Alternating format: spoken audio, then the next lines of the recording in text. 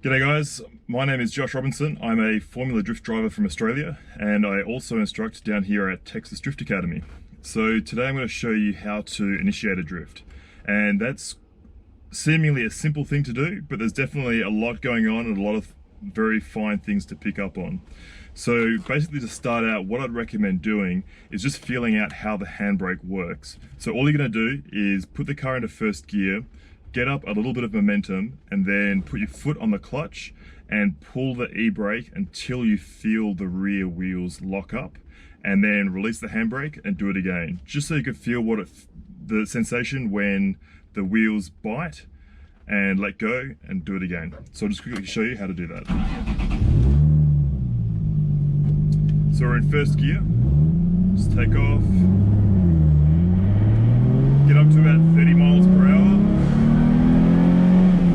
put on the clutch, and pull the e-brake. And then release the clutch again.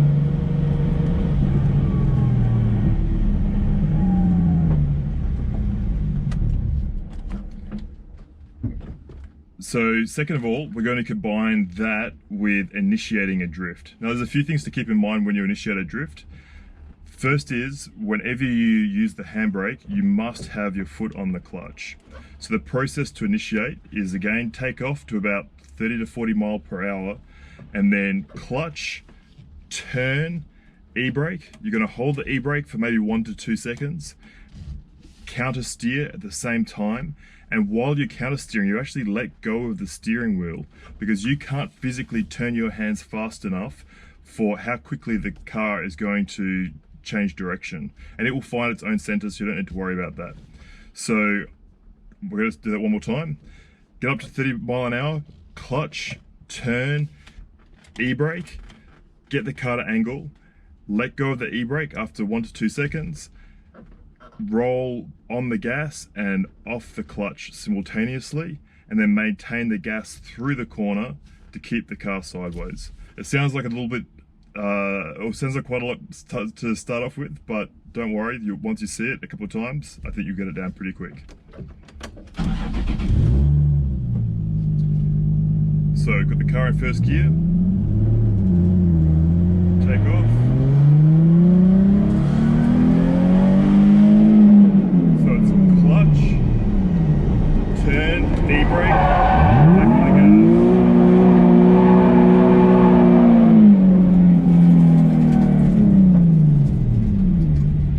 gas. Slow down and just do that for you one more time. So first gear, take off, 30 mile an hour, clutch, turn, e-brake.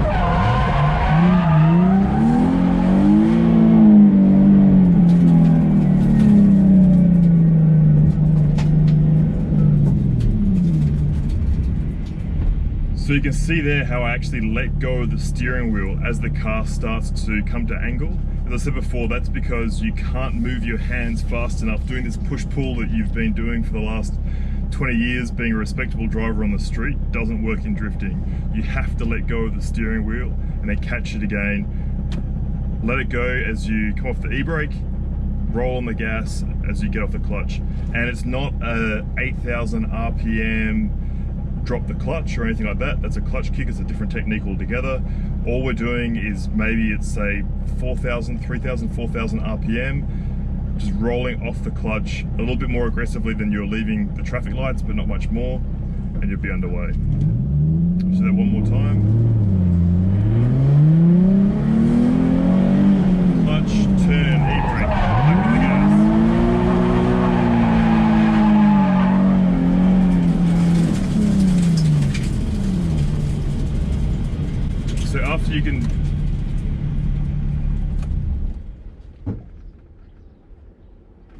So after you can do 10 of those in a row perfectly, the next one is to, after you do your initiation, is to maintain that distance around a barrel or a traffic cone. Again, it sounds quite simple, but it's actually quite an advanced technique. But what it's going to do is teach you to maintain the throttle and to understand the dynamic of, when you give the car more gas, it gets more angle, and when you come off the gas, the car gets less angle.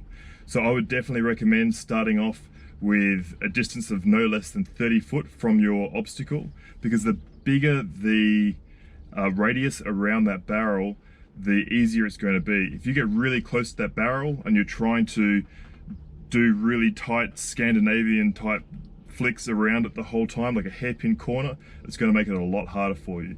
So if you can keep 30 foot away from that and try and maintain that distance around the obstacle, it'll make your life a lot easier and you'll pick it up really quickly. So I'll just show you how to do that now. I'll find a barrel. The initiation's still the same, it's just a clutch, turn, e-brake, and then when you get back on the gas, try and maintain that distance around your initiation point.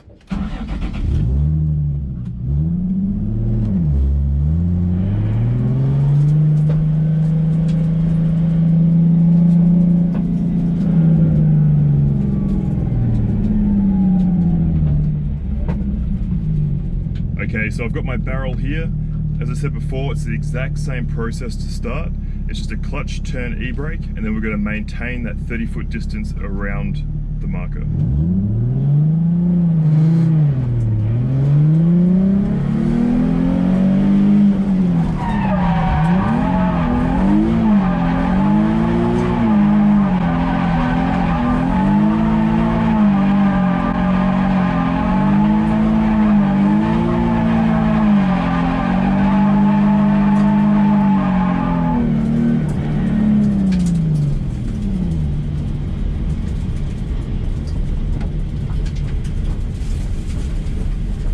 And there we have it. That's your first two challenges.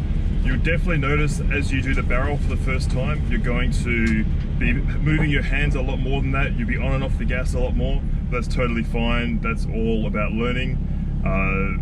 This isn't my first day, so I guess practice definitely helps you refine that skill, and it stops you being quite so busy behind the wheel. But you'll definitely feel it out quite quickly, and honestly, it's the most fun you'll have in a car, so I'm sure you'll have fun getting the technique down pat.